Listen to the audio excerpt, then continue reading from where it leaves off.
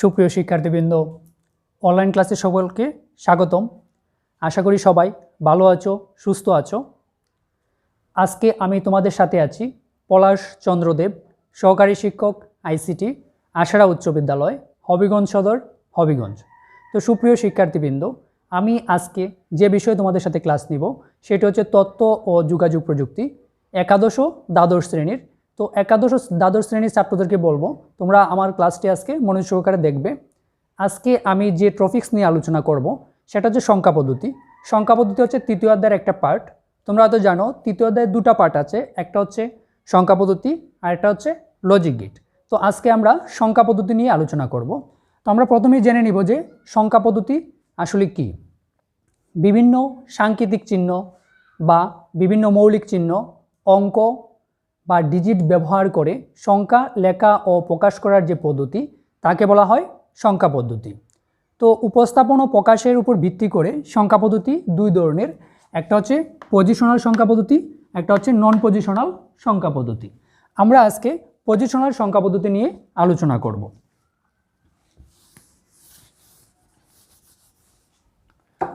তো পজিশনাল সংখ্যা পদ্ধতি আবার চার ভাগে ভাগ করা হয়েছে। প্রথমে আমরা যদি দেখি, প্রথম হচ্ছে বাইনারি। বাইনারি সংখ্যা পদ্ধতি। তো বাইনারি সংখ্যা পদ্ধতি আসলে কি একটু দেখি। 0 এবং 1 এই দুটি সংখ্যা হচ্ছে বাইনারি সংখ্যা। 0 এবং 1 এই দুটি সংখ্যা হচ্ছে বাইনারি সংখ্যা। বাইনারির ভিত্তি হবে 2। 0 এবং 1 হচ্ছে বাইনারি সংখ্যা, এর ভিত্তি হবে 2। তারপর আমরা দেখব অক্টাল। অক্টাল সংখ্যা পদ্ধতি। অক্টালের সংখ্যাগুলো হবে 0, 1, 2, 3, 4, 5, 6, 7। অক্টাল হচ্ছে 0 থেকে 7 পর্যন্ত সংখ্যা। এই সংখ্যাগুলোকে আমরা বলবো অক্টাল বা অক্টাল সংখ্যা পদ্ধতিতে 0 থেকে 7 পর্যন্ত সংখ্যা। তো 0 থেকে 7 পর্যন্ত টোটাল সংখ্যা হচ্ছে 8টা। তো আমরা মনে রাখার সুবিধাতে এর ভিত্তি হবে 8। অক্টালের ভিত্তি হচ্ছে 8। এবার আমরা দেখব দশমিক। দশমিক সংখ্যা পদ্ধতি। দশমিক সংখ্যা পদ্ধতি কী কী দেখি।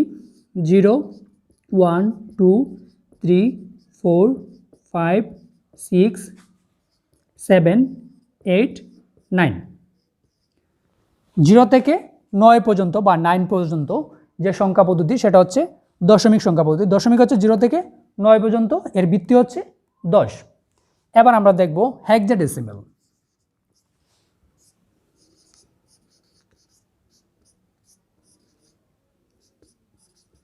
হেক্সাডেসিমাল বা হেক্সাডেসিমাল।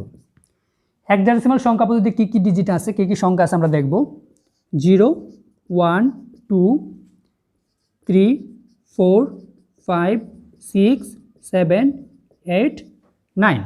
9-এর পরে যে সংখ্যাগুলো হবে সেটা হবে এ, বি, সি, ডি, ই, এফ। এখন আমরা 9 পর্যন্ত সংখ্যাগুলো আমরা জানি। এ মানে হবে 10, বি মানে 11, 12, 13, 14, 15, এফ মানে হবে 15। 0 থেকে এফ পর্যন্ত টোটাল হচ্ছে 16টা ডিজিট। এই জন্য হেক্সাডেসিমালের ভিত্তি হবে 16 বা 16। আবারও বলে রাখি, আমরা হেক্সাডেসিমালে যখন 10 লিখব তখন আমরা 10 না লিখে এ লিখব। 11 হবে বি, 12 হবে সি, 13 হবে ডি, 14 হবে ই। যখন আমি 15 লিখব তখন হচ্ছে এফ লিখব। তো তোমাদের পরীক্ষার যে প্রশ্নগুলো আসে, কনভার্ট আসে, বাইনারি থেকে অক্টালে কনভার্ট করো, বাইনারি সংখ্যা পদ্ধতিকে অক্টালে প্রকাশ করো, অক্টালকে আবার দশমিকে, দশমিকে আবার হেক্সাডেসিমালে, একটা থেকে আরেকটা রূপান্তর তোমাদের পরীক্ষার মধ্যে আসে। তো আমরা আজকে দেখব রূপান্তর, কয়েকটা নিয়ম আমরা আজকে আলোচনা করব।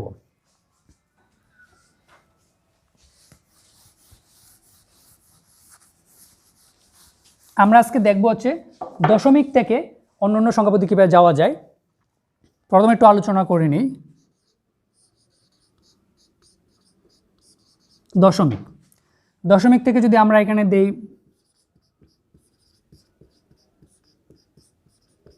Binary,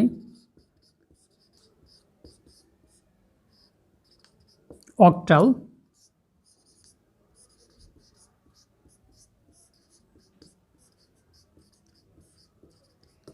hexadecimal.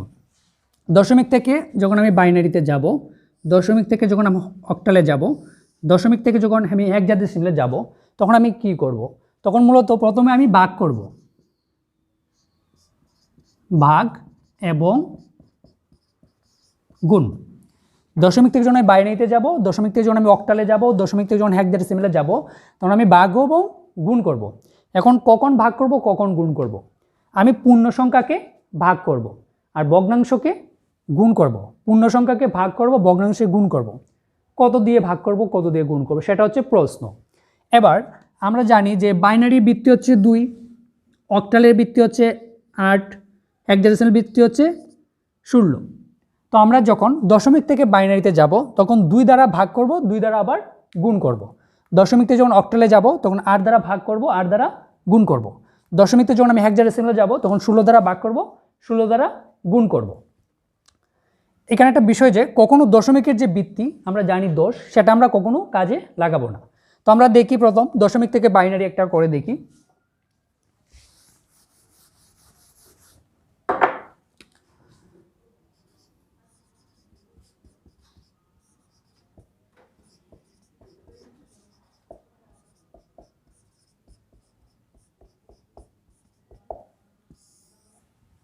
আচ্ছা, আমরা একটু প্রশ্নটা লিখি প্রথম। আচ্ছা, 83 ইহাকে দশমিক ইহাকে বাইনারি সংখ্যায় রূপান্তর করো।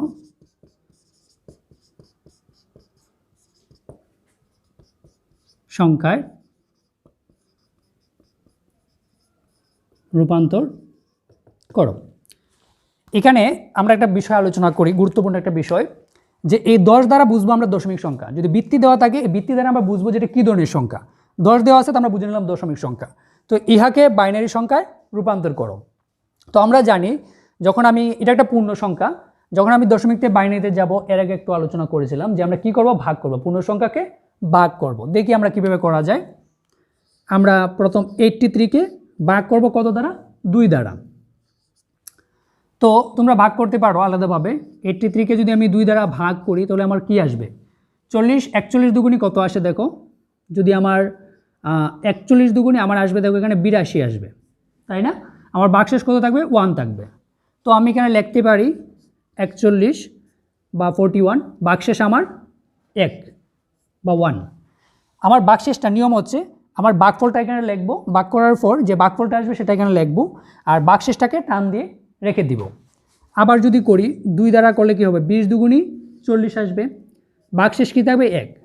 তুমি যদি 41কে আবার 2 দ্বারা ভাগ করো, তাহলে কি আসবে? 20 দুগুণি 40 আসবে, তাহলে ভাগশেষ কী থাকবে? 1 থাকবে। তো ভাগশেষটাকে আমি আবার টান দিয়ে রেখে দিব। আবার যদি করি 10 দুগুণি 20, ভাগশেষ কী থাকবে? এখন আর ভাগশেষ থাকবে না, 0। না থাকলে 0 বসাতে হবে। আবার যদি 2 দিয়ে করি, তাহলে কী হবে? 5 দুগুণি 10, ভাগশেষ 0। আবার যখন 2 দিয়ে করব, 2 দুগুণি 4, ভাগশেষ কিন্তু এখন 1 থাকবে। 2 দিয়ে যখন 2কে ভাগ করব, কি হবে? 1 হবে, 2 একে 2, তখন ভাগশেষ কিছু থাকবে না, সেটা হবে 0। আবার যখন আমি 2 দিয়ে করব, 2 1-এর মধ্যে যায় না, 2 দিয়ে 1-কে ভাগ করা যাবে না, তো আমি এখানে 0 বসাবো আর 1টাকে টান দিয়ে রাখবো। এখানে একটা কথা বলি যে আমরা যদি এই লাইনটা না করি, এই জায়গাটা যদি নাও করি, তাও কিন্তু চলবে, কিন্তু আমাদের সুবিধার জন্য আমি এই জায়গাটা করব। 2 1-এর মধ্যে ভাগ করা যায় না, আমি 0 বসাবো, 1টাকে টান দিয়ে এখানে রেখে দিব। তো আমি আবার যদি একটু আলোচনা করি, আমাকে বলা হয়েছিল এটি 83 ইহাকে বাইনারি সংখ্যা রূপান্তর করো। আমরা বুঝতে পারলাম যে ইহা একটা দশমিক সংখ্যা। তো দশমিক সংখ্যাকে যখন আমি বাইনারিতে রূপান্তর করবো, তখন বাইনারি ভিত্তি দ্বারা ভাগ করতে হবে, পূর্ণ অংশটুকু ভাগ করতে হবে। তো এটা একটা পূর্ণ সংখ্যা আমরা দেখতে পাচ্ছি। তো আমি যখন 2 দিয়ে ভাগ করলাম 83কে, তখন আমার ভাগফল হবে 41। 41 দুগুণে হবে 82, আমার ভাগশেষ 1 থাকবে, এটাকে ভাগশেষটাকে টান দিয়ে রাখবো। আবার যখন আমি 2 দ্বারা ভাগ করবো 41কে, তখন 20 দুগুণি হবে কি? 40, তখন আমার ভাগশেষ 1 থাকবে। আচ্ছা, এবার আসি 10 দুগুণি 20, আমার ভাগশেষ 0, 5 দুগুণি 10, ভাগশেষ 0, 2 দুগুণি 4, ভাগশেষ 1 থাকবে। তারপর 2 দিয়ে যখন 2কে ভাগ করবো, 2 একে 2, ভাগশেষ কিন্তু 0 থাকবে না কিছু। আবার দেখো 2 দিয়ে 1কে ভাগ করা যাবে না, তখন কি হবে? এখানে 0 বসাবো, 1টাকে টান দিয়ে এদিকে রাখবো। এখন একটা বিষয় আছে যে এই ডিজিটটাকে কি বলবে, এই ডিজিটকে বলা হয় এমএসবি, এমএসবি, এটাকে বলা হয় এলএসবি। এমএসবি মানে হচ্ছে মোস্ট সিগনিফিকেন্ট বিট, এটা হচ্ছে লিস্ট সিগনিফিকেন্ট বিট, মানে হচ্ছে সর্বোচ্চ গুরুত্বের সংখ্যা, সর্বনিম্ন গুরুত্বের সংখ্যা। আমি যখন আনসার লিখব তখন এমএসবি থেকে এলএসবি পর্যন্ত আনসার লিখতে হবে, মানে নিচ থেকে উপর দিকে আনসার লিখতে হবে। তো আমরা দেখি আনসারটা আমি কীভাবে লিখব। আমরা আনসারটা এভাবে লিখতে পারি 10 সমান, যেহেতু নিচ থেকে লিখতে হবে, নিচে প্রথম কি আছে 1 0 1 0 0 1 1 0 1 0 0 1, তারপর হচ্ছে আবার 1, তারপর অবশ্যই আমাকে ভিত্তি 2 দিতে হবে, কারণ এটা দশমিক সংখ্যা, এটা হচ্ছে বাইনারি সংখ্যা। তারপর আমি আনসার দিয়ে দিব 1 0 1 0 0 1 1 বসাই দিলাম। তাহলে আমার একটা পূর্ণ সংখ্যাকে আমি বাইনারি সংখ্যায় রূপান্তর করে ফেললাম। এবার আমরা দেখব যে ভগ্নাংশ সংখ্যা, ভগ্নাংশকে কিভাবে রূপান্তর করা যায়। আমরা প্রশ্নটা একটু লিখি।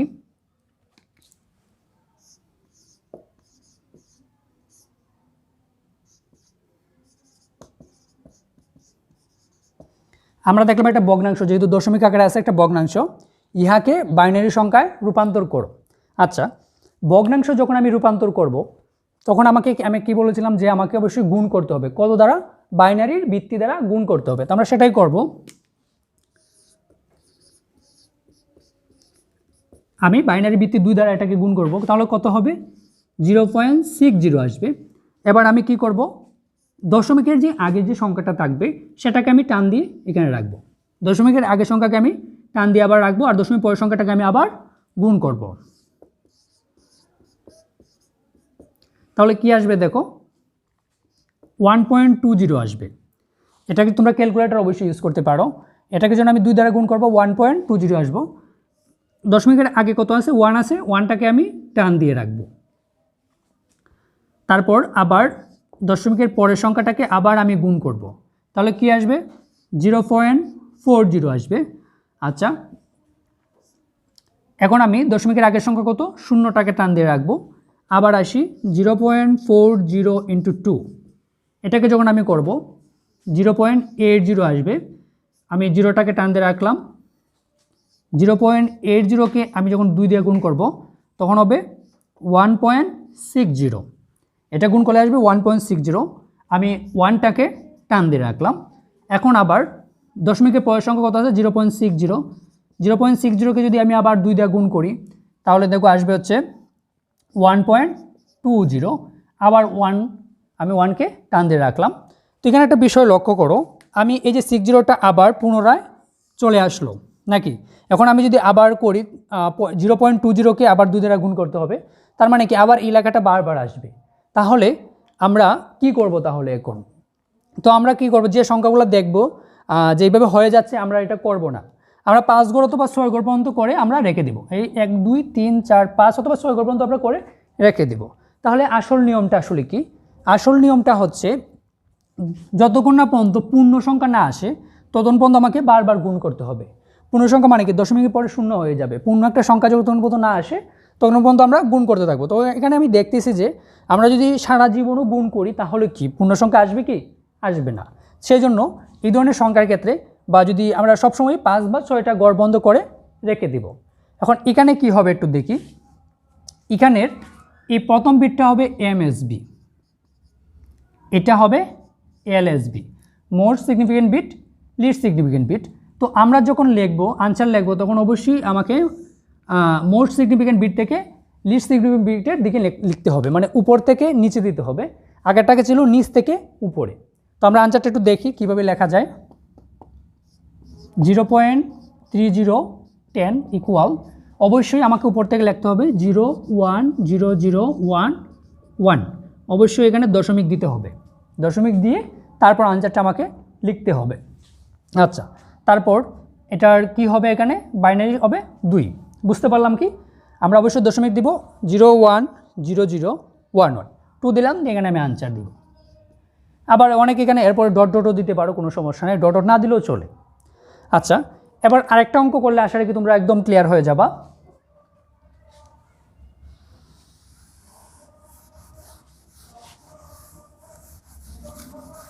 আমরা আরেকটা প্র্যাকটিস করব। অঙ্কটা একটু তুলি।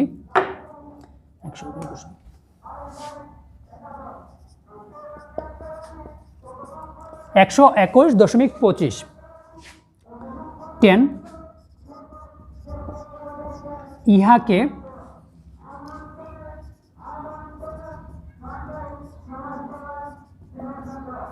বাইনারিতে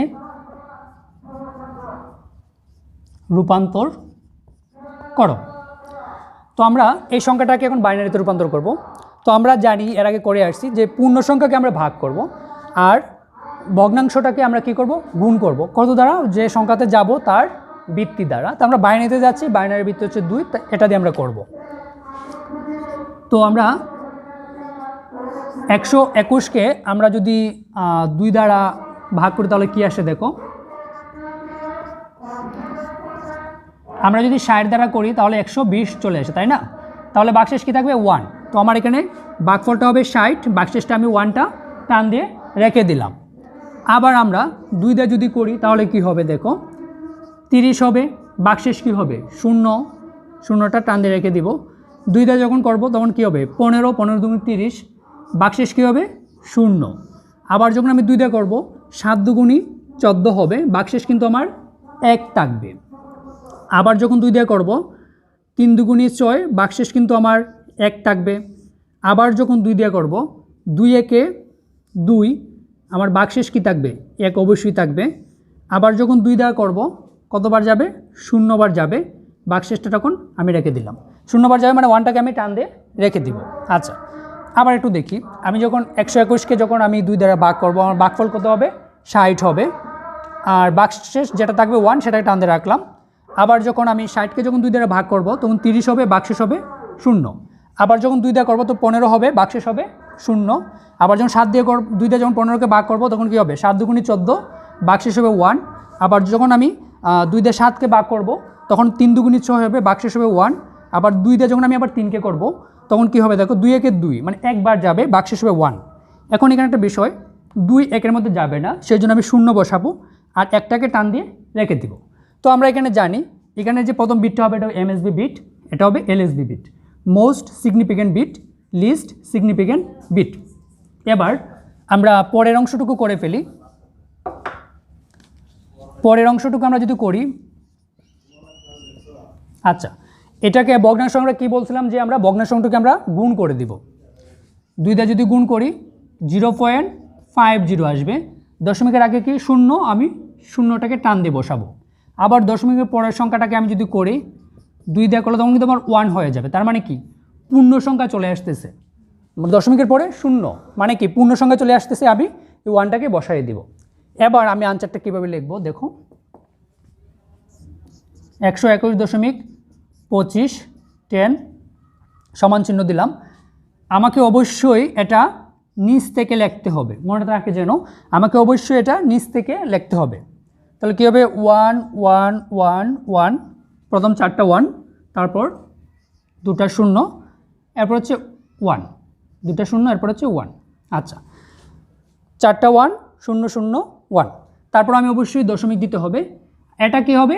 উপর থেকে হবে 0 1, আমি এখানে 2 দিয়ে দিব, দিলে আমার আনসার হয়ে যাবে। তো সুপ্রিয় শিক্ষার্থীবৃন্দ, আমরা দেখতে পেলাম দশমিক সংখ্যাকে কীভাবে বাইনারিতে রূপান্তর করা যায়। তো এইভাবে আমরা আর কী প্র্যাকটিস করতে পারবো?